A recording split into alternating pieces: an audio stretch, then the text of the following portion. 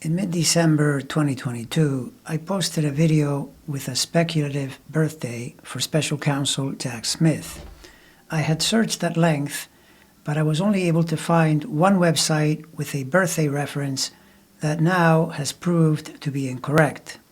I will admit that the chart for that wrong day would have been extremely problematic for Trump, so I'm a little disappointed that it turned out to be incorrect.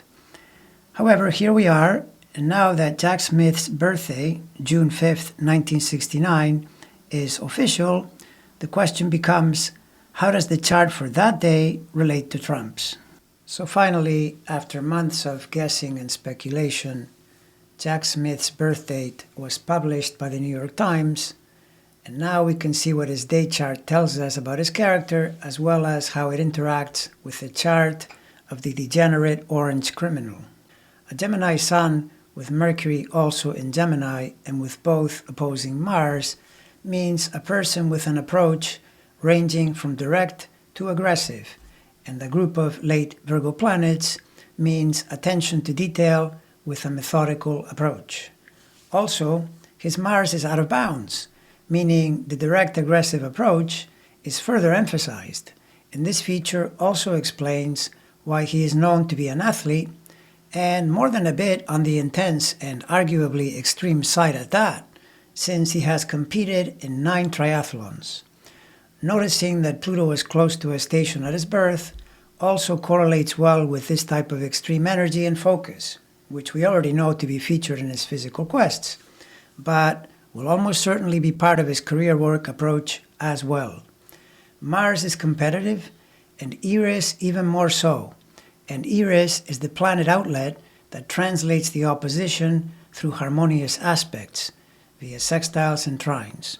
So you can expect this guy to cover all the angles and compete to win at all costs. The Times article mentions a painful and distressing pelvis injury sustained in the early 2000s that caused him much suffering and required many years to fully heal. This once again points to that Mars in Sagittarius, in the sign of the pelvis. Saturn and Mars are also in quincunx, the 150-degree aspect, at least by sign. But by exact degree, it's only 4 degrees away, so it's definitely valid. And this would be a further explanation of his injury issues, because this type of connection between planets, and particularly Saturn and Mars, is notorious in correlating with injury and health breakdowns, together with the frustration of periods of constant adjustment while trying to find healing. We know his moon is somewhere between 18 3/4 degrees Aquarius and 2 3/4 degrees Pisces.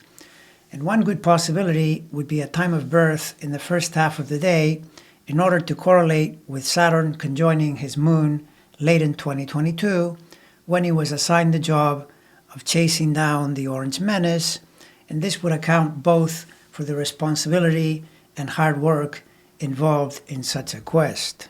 Now, in his current transits, Smith, being a Gemini, is in his Saturn square years, with his Mercury already having been squared directly by Saturn, but with Mars only a degree from where Saturn is stationing this month. Both these planets are being challenged by Saturn in 2023, which reflects the hard work and momentousness involved in his current job as the prosecutor tasked with taking down the disgraced ex-president. For added intensity, notice that transiting Pluto is going to be squaring his natal Venus until 2025, off and on, but with lots of unblocks. In his capacity, this is the kind of aspect reflecting a search and destroy mission. Squares are risky, and things can go wrong, but when the original angle between Pluto and Venus reveals a 5th harmonic aspect, a square immediately becomes a lot safer, more creative, and potentially very proactive and effective. All of this is very bad news for the former president. And transiting Neptune in late Pisces, trining itself, while opposing Jupiter and Uranus, suggests the quest to unearth, expose, and prosecute the lying and gaslighting the man he is indicted is well known for, something that the Uranus transit opposing Neptune also serves to reinforce as an important theme in his life at this time. Looking ahead to next year, we know the pressure can only increase since by spring, the Saturn transit is directly square his Sun. But a great advantage is conferred when Jupiter enters Gemini, his Sun sign, in late May, which I would argue augurs well for success. Meanwhile, when we look to see what his planets are doing to those of the malignant orange narcissist, we immediately notice that the Mars-Mercury-Sun polarity is definitely in on the action, since it correlates with Trump's own Sun-Uranus-Moon alignment across Gemini and Sagittarius. And Smith's Saturn on Trump's zenith midheaven sign suggests an attempt to bring accountability to public image and reputation. And I should also mention that Saturn in Taurus can be quite stubborn and persistent, and being in ninth harmonic to his own Sun makes it a very good planet, very organized and focused. So I would say the Orange Menace needs to be quite worried about this. But what he really needs to be shaking in his boots about is the group of planets present in late Virgo, Pluto, Jupiter, Uranus, all squaring Trump's Sun-Uranus and Moon alignment from the second house of money and resources.